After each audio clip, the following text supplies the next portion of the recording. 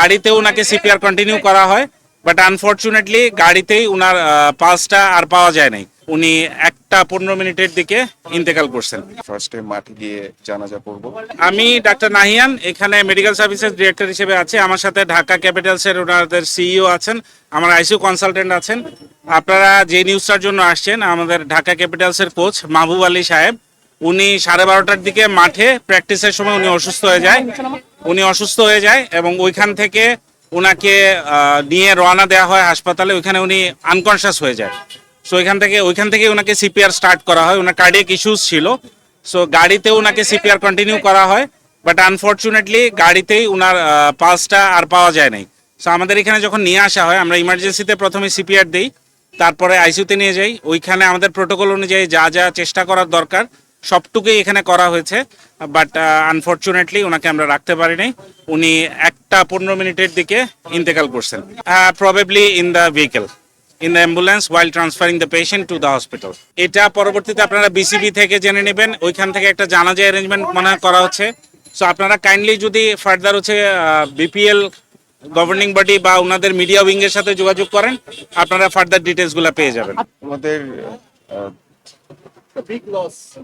It's definitely a big loss. আসলে আমার কথা বলার কোনো ভাষা নেই। খুব অল্প দিনের জন্য যদিও আমরা পরিচিত হয়েছিলাম, কিন্তু আমাদের উনি একজন ফ্যামিলি মেম্বার হিসেবে হয়ে গিয়েছেন আর কি।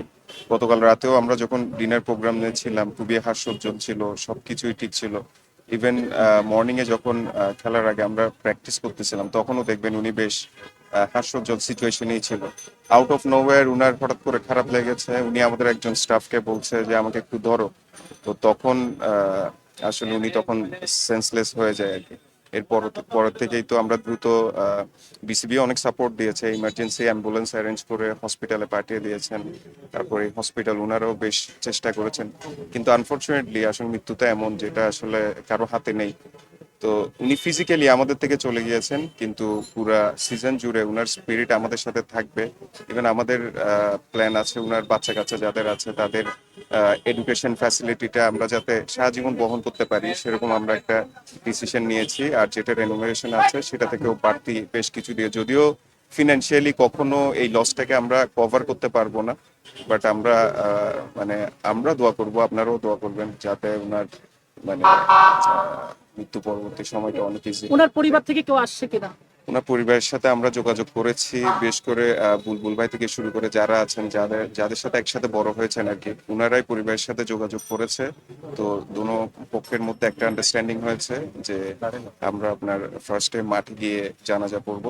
হসপিটাল কর্তৃপক্ষ একটা সার্ভিস আছে যেটা সবার জন্য উন্মুক্ত। ওনারা মারা গেলে যে প্রসিডিউর গুলো আছে ওনারা খুব সুন্দর করে এগুলো শেষ করে দিয়ে আমাদেরকে মাঠে পৌঁছে দিবে। এটার এক্স্যাক্টলি টাইম আমি আসলে জানা নেই, তবে এখান থেকে যখন আপনার প্রসিডিউরটা শেষ হবে তখন ওনারা ট্রান্সফার করে দিবেন।